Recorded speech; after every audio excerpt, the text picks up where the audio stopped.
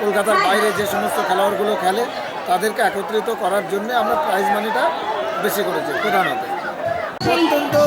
অত্যন্ত জনপ্রিয় এটা, কারণ এখন আপনারা জানেন যে ইন্টারনেট বা মোবাইল বা যে সমস্ত সোশ্যাল নেটওয়ার্ক যে সাইটগুলো মানে আমাদের এই বন্ধু বান্ধব যারা আছেন তারা মানে অত্যন্ত পরিচিত যে ইন্টারনেট কি, ফেসবুক বা আপনার যে সমস্ত সোশ্যাল নেটওয়ার্ক এগুলো কি, গুগল সার্চ কি, এগুলো প্রত্যেকেই জানে।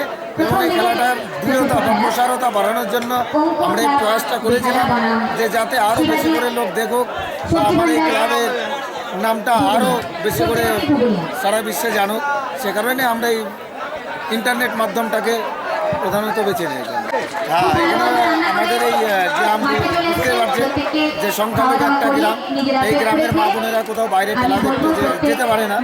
সে কারণে আমাদের একটা এই প্রয়াসে আমরা নিজেরা অর্থ দিয়ে নিজেদের ক্লাব সদস্যদের টাকা নিয়ে এখানে এই খেলা পরিচালনা করে এবং আমাদের গ্রামের যে মা বোনেরা তারা আমাদের এই খেলা দেখতে আসে।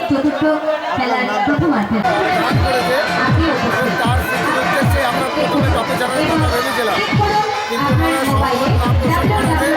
আমরা 12 বছর ধরে এই টুর্নামেন্টটা একইভাবে চালিয়ে আসছি।